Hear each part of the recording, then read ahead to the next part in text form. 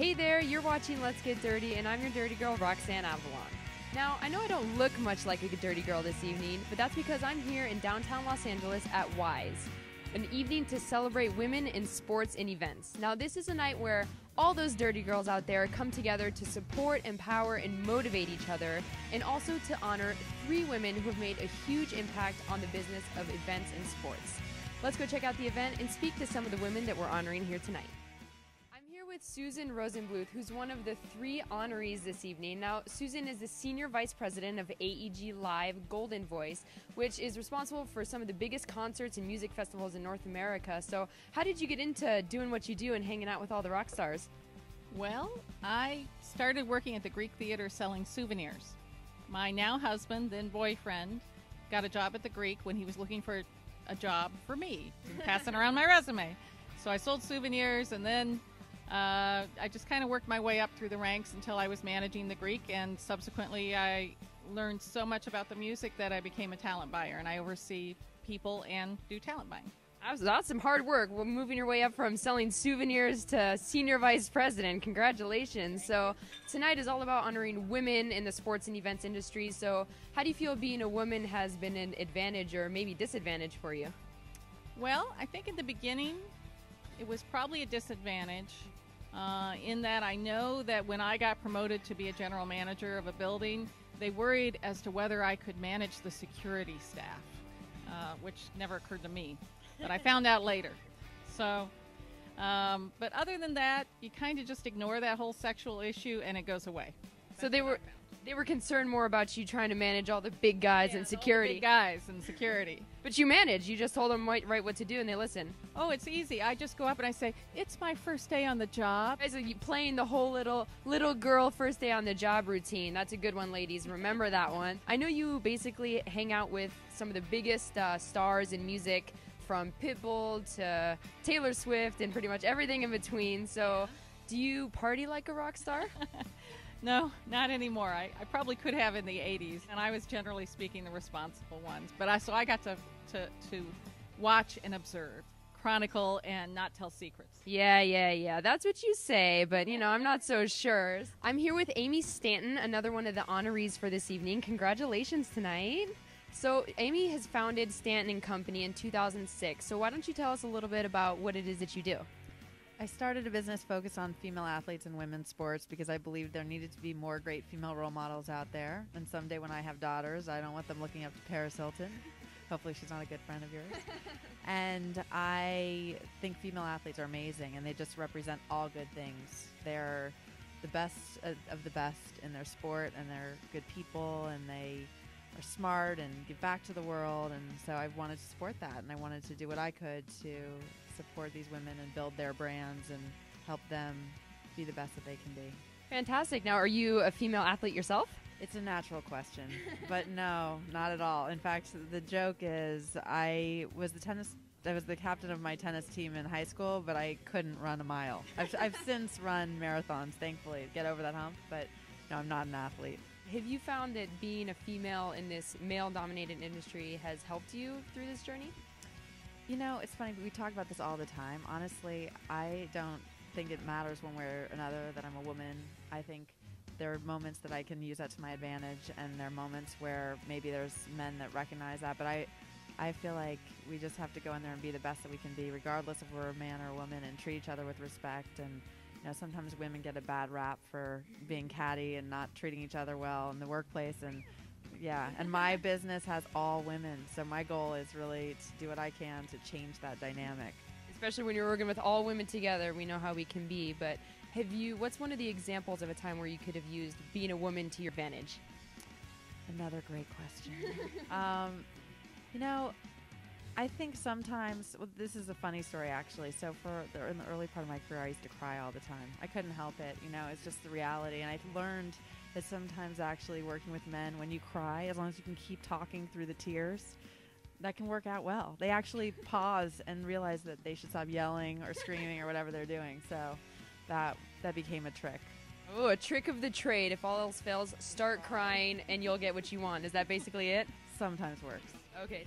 I'm here with Karen Brodkin, the Senior Vice President for Legal and Business Affairs of Fox Media Sports Group. Did I say that right? Fox Sports Media Group. Fox Sports Media Group. Close enough. So, Karen, I know that you are responsible for making and negotiating huge deals for Fox Sports and everything like that. So, what's it exactly that you do?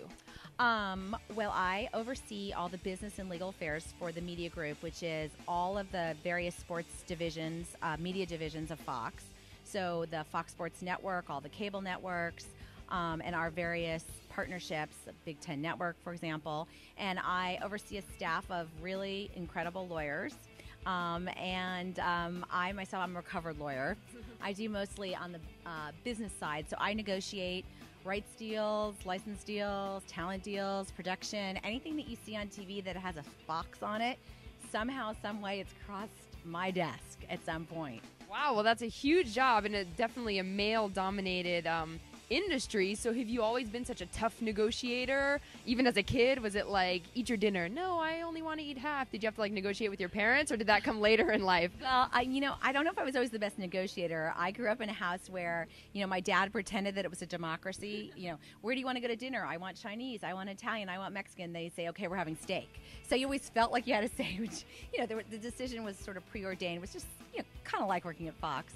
So, a little bit of negotiating throughout the childhood, but you really got your grip on it later in life. So how is it working with all these boys all around you all the time? Most times I don't even notice it. We all sort of have our role and day to day, and we're just doing our job, and we're all sort of working for the collective prize, if you will. And I think I've been there a long time, and I think I've gained a lot of respect from my male colleagues. And, I'm kind of a sports chick, so I can talk the talk. So, honestly, most days I don't even think about it, and I hope they don't either. I really hope they don't. You hope they don't. Well, it definitely helps to be a sports girl. I totally understand where you're coming from on that side. So it's always good to have a little leg up on the boys sometimes. So, but have you ever encountered any obstacles being a woman? I don't think that I've had any real obstacles. I actually think in some ways it's worked, in my favor, because I think women are very free with their sort of passion. And so because I sort of exude passion for my space in sports, I actually think that's benefited me. So can you tell us like of an example where being a dirty girl has been an advantage? I think that I'm a tough negotiator, but I think that because I have a real love for sports, that it comes out in the negotiation. So the other side really feels like I want to make a deal, and no one's going to get burned in the process. So I've done a fair number of really big negotiations where the other side after the fact has said, listen, I feel really good about this relationship, and I love the fact that I did it with you because you really care. And, I do. It's really not just a job to me. And I think that's definitely part of being a woman. We're very compassionate and want to make sure everybody gets taken care of instead of sometimes guys just want to get the job done. Yeah. So I know that next year you're going to be on the board of advisors for WISE. Mm-hmm. Do you have any tips or wise words for any female negotiators out there? I think don't lose sight of the relationship because oftentimes it's easy to get bogged down in the money and the business aspects of the deal, but sports is still really driven by relationships. So nurture them, feed them, so that when you are at the negotiation table, there's a mutual, respect and and I think it's going to serve you in the end. I mean, I feed my relationships all the time, even if we won't be negotiating for years in the future. Because you never know who you're going to see again in the future, right? Right, that's right. Sports is incestual. They just recycle in and out. Don't burn any bridges. That's the best advice right there. Wise words for any women out there trying to break through in the sports industry?